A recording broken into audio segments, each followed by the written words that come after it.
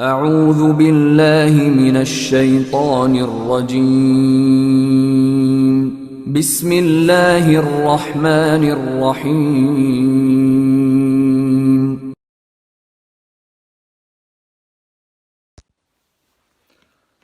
بسم الله الرحمن الرحيم الحمد لله رب العالمين والصلاة والسلام على خير خلقه محمد وعلى آله وأصحابه أجمعين. اللهم تقبل منا إنك أنت السميع العليم وتب علينا إنك أنت السميع العليم. رب اشرح لي صدري ويسر لي أمري واحلل عقدة من لساني يفقهوا قولي. أما بعد، أعوذ بالله من الشيطان الرجيم. وإذ نجيناكم من آل فرعون يسومونكم سوء العذاب يذبحون أبناءكم ويستحيون نساءكم وفي ذلكم بلاء من ربكم عظيم. سورة بقرة آيات نمبر 9 به شروع کوو ان شاء الله.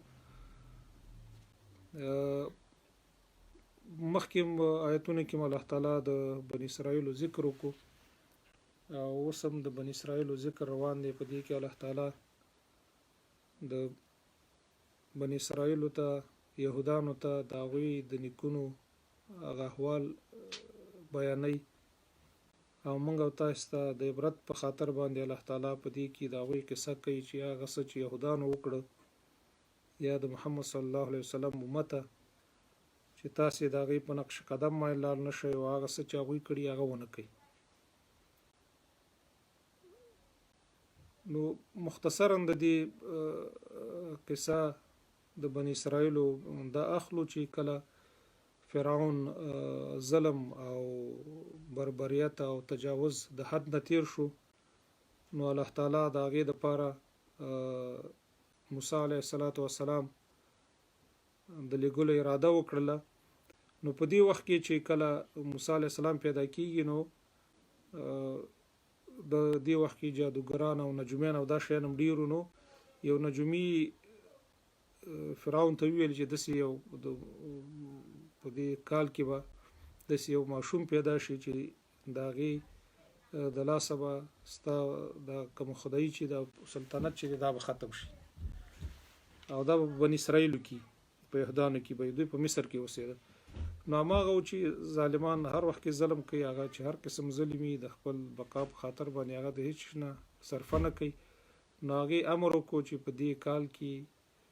څومره ماشومان چې پیدا کیږي نو هغه نران هغه باید د بني اسرائیلو ټول ووژل شي او زنانه یې پرېښودل شي. خو دا کار شروع شو. الله تعالی په خپل حکمت موسی علیه السلام قصه اوږدېږي. موسی علیه السلام الله تعالی وساتلو او د ده په کور کې موسی علیه السلام الله غټ کو. بیا موسی علیه السلام چې کله غټ شو او د ده په کور کې تربیه وشوله او بیا هغه قبطي سره جنگ راځي، د یو کس او دنه مدد غواړي، هغه وخي او هغه بیا مړ کېږي. نو د هغې عفو الله نه غواړي او دا بیا مدین ته ځي، هجرت کوي او بیا راځي. مطلب هلته چې کله دا په دې باندې مامورېږي او امر ورته کېږي او پیغمبر کېږي او په دې باندې ورته امر کوي چې فرعون ته لاړ شه او دعوت ورته ورکړه او په ښه طریقه یې ورکړه. نو هغه موسی علیه السلام د خپل ورور دپاره هم دعا کوي چې الله ما سره یو وزیر ولیږي چې ژبه مې صحیح دغه نه کوي، دا خبرې پرې نشم کولی او چې ما سره کومک وکړي. نو هغه ما سره پیغمبر کو. نو بیا دوی فرعون ته ځي او دعوت ورکوي او د دې ځای نه د فرعون او د دوی دښمني شروع کېږي. نو بیا فرعون چې د ساحرانو قصه بیا راشي چې هغه بیا ساحران راغواړي او بیا موسی علیه السلام کوم امسا چې ده ته الله ورکړې معجزه ده هغه اچوي او ساحرانو ته معلومات کېږي چې دا ساحر نه دی. ځکه سحر سړی ساحران په هغې پوهېږي چې هغوی څه حکمت عملي نه کار اخلي چې هغه شی حقیقت نه لري خو هغسې شي او دا په حقیقت کې دنه الله تعالی هغه غټ مار یا اژدها جوړه کړه او هر څه یې وخوړه. نو هغه ساحران چې څه دوی راغونډ کړي د فرعون ملګري دي هغه ټول ایمان راوړي. نو نور هم د موسی علیه السلام شهرت پیدا کېږي او د هغې په حقانیت باندې خلک پوهېږي چې موسی علیه السلام په صحیح معنا باندې دغه دی، د پیغمبر دی، د هغه نه رالیږلی شوی دی. نور بله کومه چاره ورسره نه وه. ظالمان سره بې دلیل نه غیر دینه چې زور نه کار والي زور نه کار واخلي. نو هغه چې د موسی علیه السلام د وژلو تکل یې وکړو او موسی علیه السلام خپل قوم راغونډ کړو او ورته ویل چې ځئ چې وځو. دوی روان شو، ټول روان شو او کله چې بحر ته رسیږي دوی وخت چې دوی طرف ته راوړي د اردن او فلسطین او دې طرفونو ته راوړي، دلته غټ بحر موجود دی. نو کله چې راځي موسی علیه السلام ته ملګري قوم ورته وایي چې دا خو موږ بحر ته رالو او وروسته چې ګوري هغوی هم ورپسې را روان دي. یعنې فرعون د ډېر غضب نه او د ډېر تکبر او لویي نه د فوج مشري خپله کوله، خپل فوج راویستو، کنه دا خدای او د خدای دعوه کوله. نو په کار دا و چې چاته امر کړی وي چې رای ولي، خو ظالمانو په دې باندې زړه نه یخېدلو تر څو ویلي چې زه د خپل د دې دا او د قوم تباه کړم. نو د الله اراده د دې اراده یو شی او د الله اراده بل شی وه. هر وخت کې چې بنده کوم اراده کوي او الله یې کوي هغه څه به کېږي چې الله د هغې الله خوښه او د الله اراده یې. نو دا په دې تکه راوتلی چې موسی علیه السلام ووژني، خو الله تعالی وروسته همدا ووژني. نو چې کله هغوی رښتیا ولید موسی علیه السلام ورپسې نو قوم ته ویل چې ورخطا کېږي ما انشاءالله موږ سره الله تعالی دې موږ ته به لاره جوړه کړي چې موږ څه کوو. نو ما چې الله ورته امر وکړو چې ته بحر په دې دغه باندې ووه په امسا باندې بحر په امسا ووهلو او هغې کې لاره جوړه شوه، دوی په هغې کې روان شو. کله چې دوی راورسېدل دلته فکر ونه کړو د ډېر غضب او بې عقلۍ نه چې دا خو بحر و، دا بحر باندې دوی څنګه ځي، نو سره کښتۍ شته نه بل شی شته دی. او یا که دلته سوچ کړی وي، فکر کړی وي او ځان حق تسلیم کړی وي چې راشه د موسی علیه السلام په دې بحر کې څنګه لاړو، دا سوچ یې کړی وي، نو کیدای شي الله تعالی د هدایت کړی دې معجزه یې لیدلې وي چې دا بحر دې ته څنګه دغه شو، دا لاره خلاصه کړه او وچه ورته جوړه شوه، په دې کې ننوتو. خو نه دا د ډېر حسد او کینې او د غضب نه د انتقام د اخیستلو دپاره دا ظالمان همداسې د حق سترګې ړندي هغه ورپسې شو. نو کله چې دوی پسې شو او بحر منځ ته ورسېد او هغې د بحر نه پلو دا خو ډېره لاره وه پکې. نو هلته الله تعالی بحر ته امر وکړو چې هغوی ته ووته او امر وکړو چې اوس پرې راځه. نو دا چې کله منځ ته ورسېد دلته پوه شو چې دا خو بحر و او دا خو دې ته لاره جوړه شوه. نو هلته یې ویلې چې ما ایمان راوړی په رب د موسی او هارون باندې. نو الله ورته وایي چې اوس ستا د غرقېدلو وخت راغی، ته اوس ایمان راوړې چې ښه پوه شو چې اوس نور غرقېږي. نو ځکه توبه هم په هغه وخت قبلېږي چې سړی قیامت شوی نه یا سای دې ته دغه ته ستوني ته نه را رسېدلي. نو دا د غرقېدلو او د زنکدن وخت کې بیا ایمان او حقیقت خو بیا هر کس ته معلومیږي، که هغه فاسق وي، فاجر وي، که ملحد وي، بیا د حقانیت په دین باندې پوهېږي. خو هغه بیا وخت الله تعالی د هغې سړي توبه نه قبلوي. نو هغه قصه ده چې الله تعالی دوی ته نجات ورکړو، دوی د هغې نه تېر ایستل. بیا د بني اسرائیل چې کله د دې نه لاړه او د هلته لاړه په هغې منطقو کې، نو د هر څه د معجزې دوی په سترګو ولیدلې. هلته بیا خپل قوم د موسی علیه السلام مخکې قبطیانو سره هلته ظلم کولو په مصر کې. هلته د موسی علیه السلام خپل قوم چې یهودانو د یعقوب علیه السلام اولاده وه او دا معجزې په خپلو سترګو ولیدلې چې هغه فرعون چې ځان ته خدای ویل الله تعالی هلته هلاک کړو او دوی ته الله نجات ورکړو او دوی د هغه عبودیت او د مریتوب نه چې دوی باندې ظلم کېدو هغې نه الله تعالی خلاص کړه، غټ احسان یې پرې وکړو. دې پله چې راغلو نو بیا قسمه قسم دغه شروع کړه د تکلیفونه رسول موسی علیه السلام ته چې څنګه راواوښته په لاره کې تېرېده سمودونو سره یو قوم د بوتانو عبادت کوو. اول ورته دا ویل چې موږ ته هم داسې بوتان جوړ کړه. هغه ورته چې الله هم هلاک کړه، تاسې اوس ولیدله چې د الله تعالی تاسو ته نجات درکړو. فرعون په همدې خاطر هلاک کړو چې هغې ځان خدای جوړ کړی او نور خلکو د هغه عبادت کول، د ظالم اطاعت یې کول، هغه یې مو سره هلاک کړو. نو اوس تاسو څنګه هغه شی غواړئ؟ نو بیا دلته چې راغلو نو بیا دلته نور یې دغه شروع کړي، د موسی علیه السلام باندې نور شرطونه کېښودل چې موسی علیه السلام ورته ویلي چې زه پیغمبر یم او زه د الله خبرې اورم. په کویتور کې ویل چې موږ هم مشران هم ځان سره ویسه. هغې اویا کسان مشران د هر قبیلې نه تیار کړه. هلته چې ویوړه هلته یې ورته ویلې چې موږ خو دا خبرې اورو نه ګورو چې الله په خپلو سترګو ګوري، خپلو سترګو وګورو. نو هغې هلته دا فتنه شروع کړله. دلته ورته ویلې چې ښه دوی ته مړزان راتله او ترنجان ورته راتله او دلته دا شروع کړله چې موږ ته دا تیار شیان چې موږ ته راځي د اسمان نه پاخه کړي شیان ورته راتله. څومره لوی نعمت پې الله کړی او دی لیدل چې دا به ته راښکته کېدل او یا به تیار په خبر راتله او بعضې مفسرین وایي چې هغه به ژوندي به راتله او دوی بیا رانیول په هر تقدیر خو دغه معجزه دوی په خپلو سترګو باندې لیدله خو بیا هم پکې داسې خلکو شریره خلک پکې وو چې هغوی په موسی علیه السلام باندې هغه ایمان نه راوړلو او نه یې د هغه خبره منله نو د هغې نه وروسته الله تعالی کله چې موسی علیه السلام دوی د موسی علیه السلام نه وغوښتل چې تاسې دغه وکړئ د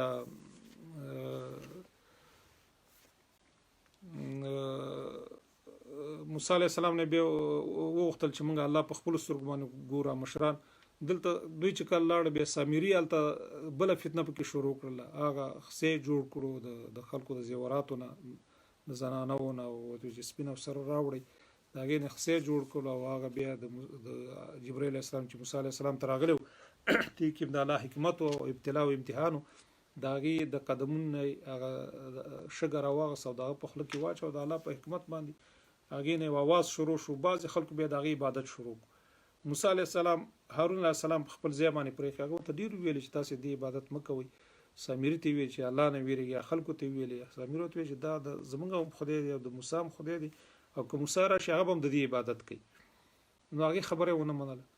نو دا پې بل امتحان هغه به بیا نورو دغه کې راشي دا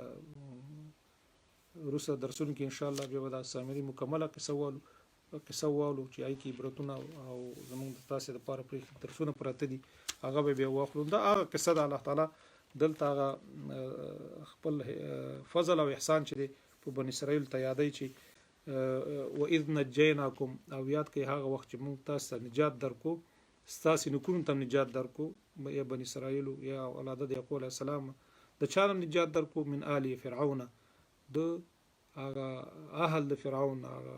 حاشیې او ملګرو د فرعون هم تاسو ته موږ نجات درکو یسومونکم چې رسولې تاسو ته عذاب سوء العذاب ډیر بد عذاب ذلیله وي د هغې عبادت د هغې خدمت هم کولو ښځو ستاسې د هغې خدمت کول او نرانې نه وژل ښځې پرېښودلې او بل تاسې د هغې غلامان وي کوم حیثیت هم هلته موجود نه و یذبحونه چې حلالولې هغوی ابناءکم ستاسې نران ویستحیون نساءکم او ژوندي پرېښودل ستاسې ښځې وفي ذلکم او په دغه شیانو کې ستاسې دپاره بلاء امتحانو من ربکم د رب ستاسې نه عظیم ډیر لوی یعنی په هر شي کې د الله امتحان دا په هر خبره کې موږ کوو په هر درس کې موږ دا خبره کوو چې د الله تعالی په دې ژوند کې چې موږ څه کوو او څه ګورو او څه راځي او څه حالات راځي هر انسان په خپل هغه اندازه باندې په خپل امتحان کې مالدار سړی په مالدارۍ کې په امتحان کې دی او غریب په غریبۍ کې او صحتمند په صحتمندۍ کې او مریض په مریضتیا کې نو هر سړی په امتحان کې دی نو ځکه الله ورته فرمایي چې په دې کې تاسو ته امتحان ډیر لوی وإذ فرقنا بكم او یاد کې هغه وخت چې کله موږ سری کو او لارې هم کړو تاسو ته بحر فانجیناکم او موږ نجات درکو تاسو ته واغرقنا او موږ غرق کړ آل فرعون هغه لښکر او اهل د فرعون وانتم تنظرون او حال دا چې تاسو په خپل سترګو باندې دا حالت ولیدل او هغې ته لیدل د هغې هلاکتوب ته وإذ وعدنا موسی او یاد کې هغه وخت چې موږ وعده وکړه د موسی علیه السلام سره 40 لیلة 40 ورځې چې 40 ورځې به وروسته دوی ویلې چې رسول موسی علیه السلام به ځي او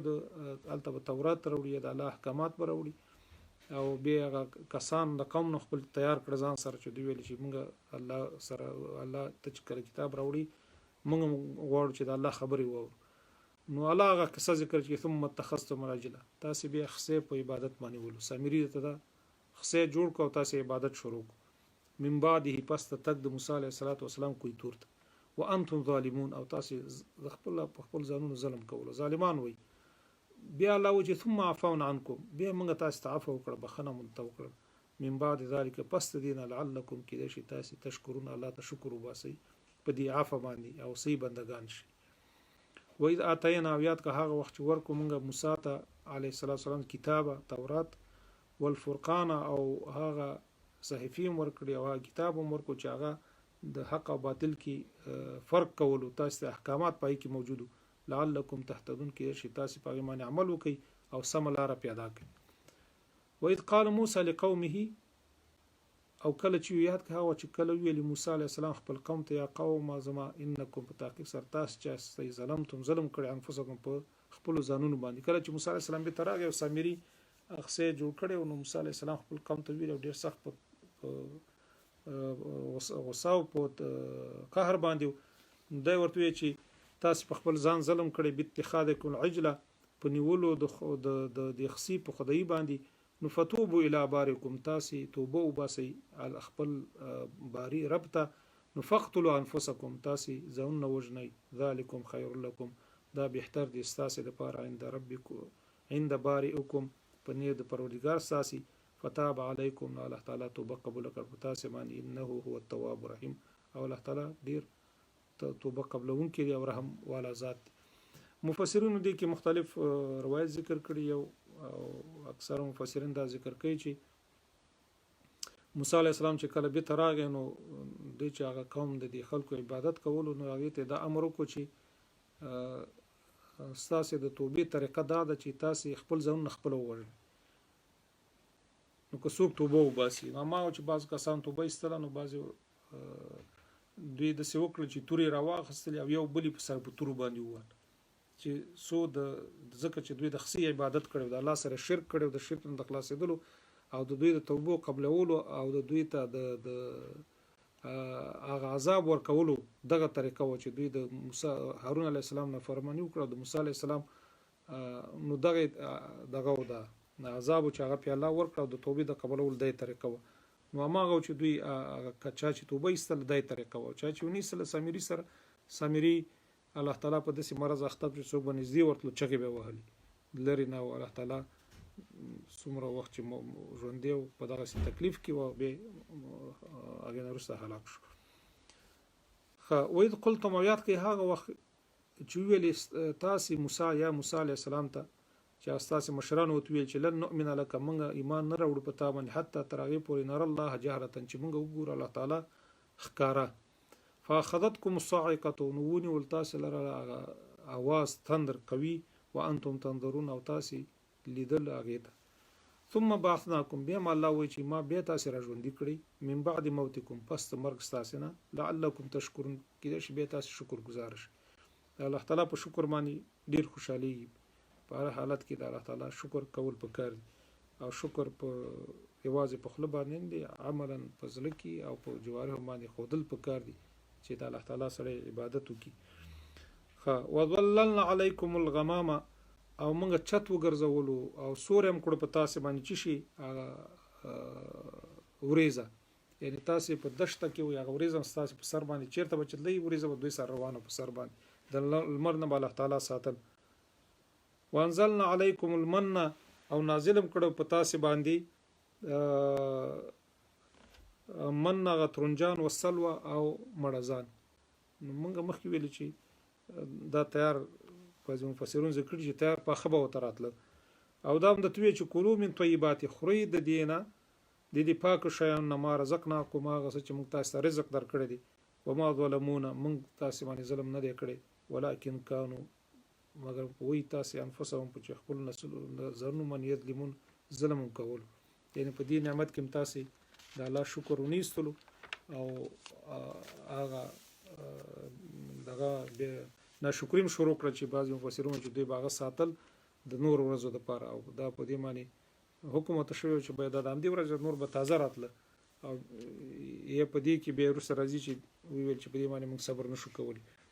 وإذ قلنا ادخلوا او یاد کې دغه بل وخت چې کله ویل وإذ قلنا چې ته ویل موږ داخل شي تاسو هذه القريه دغه قريه چې هغه بیت المقدس ته نو فکلوا منها خرید اغین حيث شئتم څنګه چې خوخه شي تاسو رغدن پراخه ودخلوا الباب شرط دا چې داخل شي تاسو د دې کوم دروازې او کوم لارې چې ته خود له دینه تاسو داخل شي په حالت د چش کی سجدن سوده کون کی یعنی ذکر کون کی او د حب لګ لګ ټټ لون کی د سجدي په حالت کې یا سجده وکي دلته تاسو د سجدي په حالت کې تاسو داخل شي وقولوا یو دغه کلمه حته نغفر لكم وی چې یا الله موږ ته بخنه وکړه زموږ د ګناهونو دغه تاسو د الله د مغفرت سوال کوي نغفر لكم موږ به تاسو ته بخنه وکړو خطاياکم هغه تاسو ګناهونه موږ ټول خطاګانې چې هغه به توبه خو وسنزيد المحسنين او موږ نور زیات ورکو محسنانو ته یوازې بخښنه دي دا غي مقابل کې موږ تاسو ته د نعمتونو درکو چې تاسو په تصور کې ماغه ناراضي خو تاسو چې وکړ فبدل الذين ظلموا بدل کړه هغه کسان چې ظالمانو قولا هغه خبره چې موږ ته ویلو چې تاسو یو حته غیر الذي قيل لهم بغیر دا هغه چې دوی ته ویل شوی الته حته ویل دی حنته ویل دوی غنم دانه فانزلنا على الذين ظلموا من نازل کو په هغه کسان چې ظالمانو رجز من السماء عذاب د اسمان د طرف نه ما کان يفسقون باغه سم چې دوی فسق کولو او غلطي کول او چلولي کول د الله سره او د الله د دین پورې رشخنوالو نو دا حالت زمونږم دی چې مونږ ته الله سره را لګلی او سي مونږ ته ویلي او د الله رسول مونږ ته ویلي د قران او حديث او د علماو د اقوالو مطابق او ایمانو مطابق چې ویل شوی دي کاغه نه مونږ ځان نه دین چې جوړول لکه څنګه چې جوړ شوی دی تاسو ګورئ چې په دې تلویزیونونو کې او سوشل میډیا کې هر سړی بعضی کسان خپل ځان نه دین جوړ کړي طریقې د سړي چې سل په سلو کې شپېته او 90% د دین سره خلاف شین دي خو به خلک منی ورپسې روان دي نو کدا شی موږ وکړو لکه څنګه چې دغه کسي د عبرت د پر راځي دغه لال ته فرمای نو دغه سبب به موږ باندې دغه سي تکلیفونه او عذابونه راځي او هغه کسان هغه الله تعالی وي ته عذاب ورکي او دې استسقا موسی او یاد که هغه وخت چې کله او غختل موسی عليه السلام او بو غختل موسی عليه السلام د خپل قوم د پاره په دشت کې دوی وبنوي نو موسی تبع موسی عليه السلام تراله چې یا به کمی وي نو ته چې موږ ته پاک او صحیح وب پیدا بدوي نو فقل نضرب نو موسی عليه السلام ته موږ امر وکړو چې وخه بیا عصا کپدي همسا صابان الحجر دغه تیګه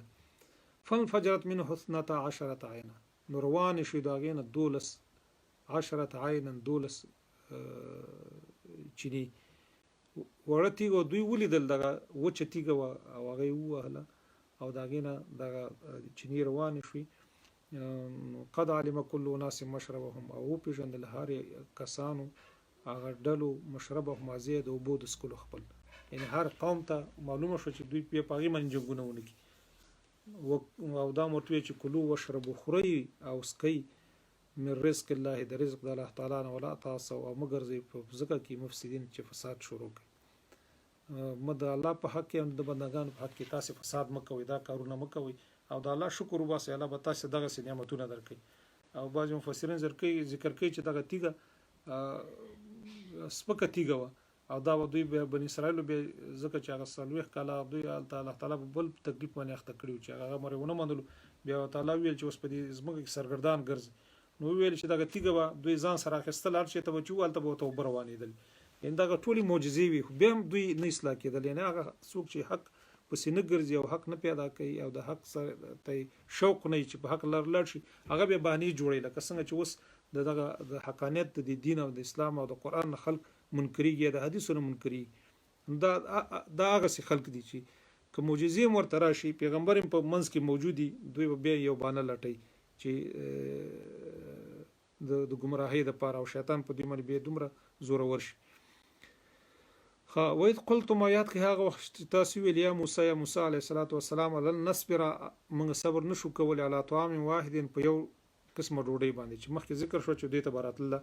فدعوا لنا او بلا موږ لرا ربستا یخرج لنا چې روباسي موږ لرا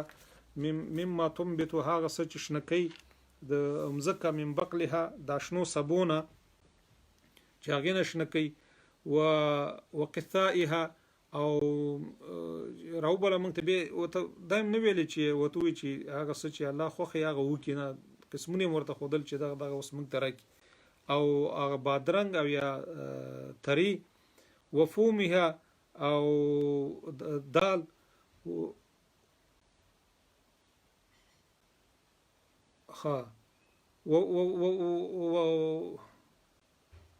وقثائها بادرنګ او تری شو وفومها او دغه وګه شو وعدسها او دال وبصلها او پیاز چې دغه ټول مونږ ته راوباسي. نو موسی علیه السلام ورته وی چې قال تستبدلون الذي آیا تاسو بدلوي هغه څه هو ادنى چې هغه ډیر کمزوري شیان دي بالذي په هغه څه باندې چې هو خیر چې هغه ډیر بهتر دی د اسمان ته ملایکی ته د الله د طرف نه تاسو مېلماناست تاسو ته تیار شي راځي چې داغي لذت او خوند دا ډیر زیات دي خو تاسو په دغه ادنا شین چې دا به تاسو د کی زحمت وباسي او به ورکوي او تکلیف وباسي دا په دې ادنا شی په دې خش باندې بدلوي. نو احبطوا مصرا تاسو قطه شیلار شي اخرته فإن لكم بتحقيق سرستاسه لپاره هغه سدي ما سالتم چې تاسو غوښتي. الله ته سوال وکړه الله ورته ویل چې بس لاړ شي زبې وتور کوم ما ته مشکل نه دی ورکول. وضربت عليهم الذله الله فرمای چې او اهل شو په دې باندې ذلت ذلیله والمسکنه او وګیتوب یعنی دوی به همیشه یهودان چې دي سولي به وګیا سره وي بازي وي چې کمالدار مې د دوی سولي وګیا که د غریب ډیر مالدار به خو غریب به وړو کې زیل لري او وتاق بلري د وتاق قدر تزیب لري دا به دا کوشش کوي چې هغه نه څنګه واخلي دا وګیتوب دی ته وي هغه سترګي داغي وګي ظالم به ډیر ازمکه لري یو سړی به یو پټیل لري یا هغه به دې ته چې څنګه دا د دینه واخلي یو موټر لري او دا به ډیر لري دا څنګه غینه واخلي دا د بنی اسرائیل د يهودانو خاصیت پر ظالمانو کې هغه اوس موجود دي او دا الله تعالی په بنی اسرائیل باندې د دوی دا غنیکونو د ډیر ظلم د خاطر الله تعالی په دې قوم کې هم د سپریخه د بنی اسرائیل کې اوس هم دا شی موجود دي. وباء بغضب من الله او دوی اختشوا په غضب د الله تعالی باندې ذلك بانهم بتحقيق سراغوي چې كانوا يكفرون بآيات الله دوی کفر کول په آیاتونو د الله تعالی باندې ويقتلون النبيين او وجل دوی انبیاء علیه الصلاۃ والسلام بغیر د حق نه ذلك بما عصوا او دا په سبب د دی باندې پیدا د شان موږ مسلط کړ د ذلت او مسکنه چې دوی نافرمانی کول د الله تعالی باندې وکانو یعتدون او دوی وو چې د الله تعالی د حکمونو نه تجاوز کول. ورسته آیات کې الله فرمایي چې ان الذين امنوا ها کسان چې ایمان راوړي دي والذین هادو او هغه کسان چې يهودان ځان ته وي او النصارى او نصارا والصائبين او صائبین مشرکان هم من آمن بالله هغه چا چې ایمان راوړو دوی نه ول یوم الاخر او په ایمان راوړو په الله باندې ول یوم الاخر په ورځ د آخرت باندې او عمل صالحا او پس هغه نه به نیک عمل کو د ایمان سره عمل صالح هر ځکه ذکر کی فلهم اجرهم دوی د پاره اجر د عند ربهم په نيز رب دا غي باندې ولا خوف عليهم چې نه په غي باندې ویری ولا هم يحزنون او نه دوی غمجنوي نه په پیره موجود وي او نه به دوی غمجنوي. وإذا أخذنا ميثاقكم او یاد که هغه وخت چې واخصل موږ تاسو نه میثاق اخذنا واخصل موږ تاسو نه ميثاقكم او وعده کلک ورفعنا فوقكم الطور موږ پورته کو په تاسو باندې غری تور خذوا ما اتيناكم واخلي هغه څه چې موږ تاسو ته درکړي بقوت په کلک اخستلو سره په قوت سره وذكروا ما فيه او یاد کې هغه څه چې په دې کې احکامات تاسو سره غلي لعلكم تتقون کې چې تاسو ویریږئ د الله یعنی دلته الله تعالی بل امتحان الله تعالی په دې راوړي چې دوی کله دغه نافرمانیان شروع کړي الله تعالی په غر راجو کو ورته ویل چې وسی اخلي کنه اخلي کم کسانو چې نه اخیستلو او د خپل د معجزه ولیدله د موسی علیه السلام د الله قدرت او عظمت ولیدو چې غری په راجو کو ورته ویل کنه اخلي وسم هلاکوم. نو دوی د الله سره وعده وکړه کله وعده وکړه جاری وته وکړي وی جړل موسی علیه السلام د الله ته جاری وکړي چې الله دوی دا خپل وعده پوره کوي او دی څه احکامات چې په دې تورات کې راغلي دي هغه به مني هغه واخستله. نو بیا الله فرمایي چې ثم تولیتم بیا تاسو وګرځیدئ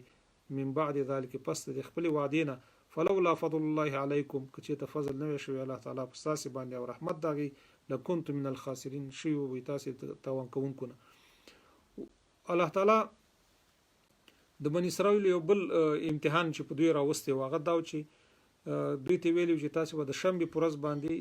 مه نه نیسئ ښکار بنه کوي. دا په مختلفو وختونو کې د امتحان نه پیراتله. نو نور ورځونو کې تاسو ته اجازه ده صرف په یو ورځ کې بعد چې شنبه ورځ د شنبه پرز باندې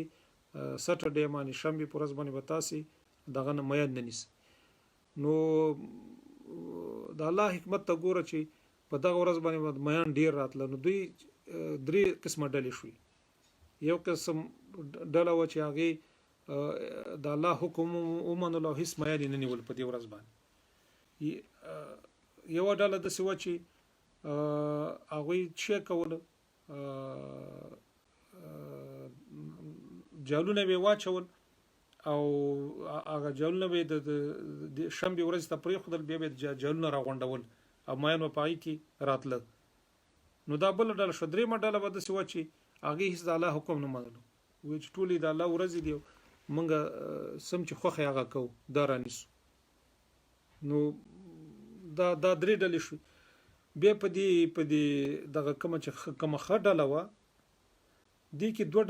ډلې شوې. هغه یو ډله دا وه چې خپل ځانونه یې وساتل او نور چاته پورې کار نه لرلو، نور دوی څه کول، هغه چا نافرماني د الله تعالی کوله، هغې پورې هېڅ کوم کار نه لرلو. او بله ډله دا وه چې خپل هم ځانونه وساتل او دوی ته امر هم دا کولو چې ګورئ دغه کار چې دی دا ناروا کار دی، دا کار مه کوئ، او تر اخره پورې د دوی سره په لانجه کې او هر وخت به ورته یادول چې د الله نه ویرېږئ، د الله د عذاب نه ویرېږئ، الله تاسو ته اوس مهلت درکړی دی، خدای تاسې دې نه منې کړي یاست چې په دې ورځ باندې ښکار مه کوئ، ګورئ بیا به الله نیسي، الله په عذاب در باندې راولي. خو هماغه و چې الله تعالی دوی ته چې څومره مهلت ورکړو، مهلت وخت چې پوره شو او الله تعالی پې عذاب راوستو، نو هغه ټولې ډلې هلاکې کړې. فس یوه ډله د دوی نه بچ پاتې شوله چې هغې خپل هم ځان ساتلی او نورو ته هم نصیحت کول، نور هم د بدۍ نه منې کول، هغې خلکو نجات وموندل او دا نور ټول په د الله تعالی په عذاب باندې ککړ شو. نو هغه څوک چې هیلیم جوړوي، نو دا ځان غولی یاسي په اسلام کې ځان دپاره د حلالولو د شیانو دا اوس هم موجود دي خلکو علما چې هغه نور خلکو نه دې هیلې جوړوي، نو هغه او بیا هغه کسان چې نورو ته امر نه کوي، هغوی چې زه ما ځان ساتلی نورو ته ښه لاره نه ښیي، نو هغه هم په خطر کې دي. نو الله ځکه فرمایي چې ولقد علمتم الذین اعتدوا، او په تحقیق سره معلوم شو موږ ته او وپېژنل تاسې هغه کسان چې هغوی تجاوز کوو د ستاسې نه فی السبت په ورځ د شنبې کې په نیولو د میانو باندې. نو فقلنا لهم، موږ وویلې هغوی ته کونو شئ قردة، هغه بیزوګانې خاسئین ذلیله، یعنی شئ تاسې بیزوګانې شئ او بیا تاسې ذلیله او خوار شئ. فجعلناها، موږ وګرځولو دغه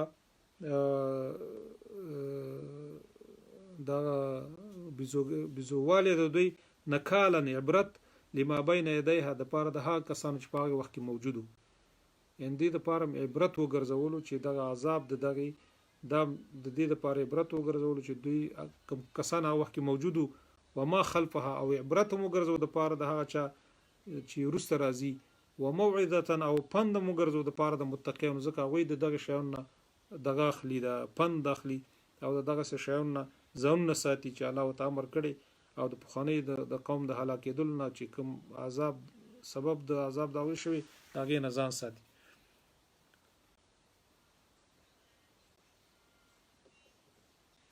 نو همدومره به انشاءالله نن بسي زموږ او ستاسې درس باندې دعا به کوو. امین. الحمدلله رب العالمین والصلاة والسلام على خیر خلقه محمد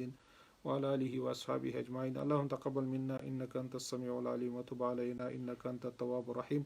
اللهم حبب إلينا الإيمان وزينه في قلوبنا وكره إلينا الكفر والفسوق والعصيان. اللهم احسن عاقبتنا في الأمور كلها وأجرنا من خزي الدنيا والعذاب الآخرة يا حي يا قيوم يا رحمن الدنيا والآخرة ذو الجلال والإكرام. نسألك بأسمائك الحسنى وصفاتك العلى. خدای موږ د ټول ګناهونه وبخښي، صغیره او کبیره، غټې او وړې او خطاګانې خدای چې موږ نه څه شوي، خدای ټول موږ ته عفو کړي. خدای ته غفوري، ته رحیمي، ته ذوالجلال والإکرام. لا ملجأ لنا ولا منجأ منك إلا إليك، بل اله نه لرو، بل خالق نه لرو، بل رازق نه لرو، ته زموږ الهي، ته زموږ خدای. خدای موږ باندې خپل رحم او فضل احسان وکړه. خدای موږ باندې خپل فضل او احسان وکړه، ګناهونه وبخښه او موږ ته ثبات په دې دین راکړه. خدای ستا د اطاعت کولو توفیق موږ ته راکړه یا ذوالجلال والإکرام. خدای پاکه موږ ته حق وښیه او د هغې ته پام نصیب کړي، او باطل راته باطل وښیه او د هغې نه اجتناب را په نصیب کړي یا ذوالجلال والإکرام. خدای زموږ ټول شرعي مقاصد پوره کړي، خدای زموږ ټول شرعي مقاصد پوره کړي، ستا د امتحان او ابتلاګانو نه په خپل حفظ او امان کې وساتي. ته موږ ته عفو وکړي خدایه. خدای دا کوم مصیبت چې راغلی خدای پاک، او دا کوم تکلیف راغلی هغه خلک چې پې اخته دي ته ورته صحت ورکړي، ته یې جوړ کړي. خدا ته صحت ورکړي ته جوړ کړي خدای ته صحت ورکړي جوړ کړي چې کوم چې سالم امیز خلک خدای هغه ته جوړ کړي او څوک چې ظالمان دي خدای هغه به ته ونیسي خدای څوک چې ظالمان دي هغه د دولت په سطح کې د ملک په سطح کې د هر چا د قوم په سطح خدای خلک چې ظلم کوي ته تباہ او برباد کړي خدای ته تباہ او برباد کړي خدای مظلومان سره ته مرسته وکړي ضعیف خلک سره ته مرسته وکړي خدای پاکه زمونږ نسل خدای سمره چې راځي اولادونه مرضی خدای په خپل فضل او احسان او کرم باندې د لوی نعمت د اسلام نه محروم او خدای زمونږ مور خپل ته مغفرت نصیب کړي خدای کومړی ته یو بخه خدای ته مغفرت نصیب کړي جنت فردوس کې زی ورکړي عز الجلال والاکرام او کو ژوندۍ خدای ته نیک عمل عمر ورکړي چا ژوندۍ خدای ته نیک عمل لپاره عمر ورکړي دراز عمر کې او بچو ته د خدمت کولو توفیق ورکړي یا الله خدای زموږ خیر خاتمه په دین او په اسلام او په مسلمانۍ نه باندې تیر کړي ژوند موږ ته په دین راکړي مرګ موږ ته په دین راکړي او اخره خاتمه زموږ په دې کلمه تیر کړي چې لا اله الا الله محمد رسول الله وصلى الله تعالى على خير خلقه محمد وعلى آله وأصحابه أجمعين برحمتك يا أرحم الراحمين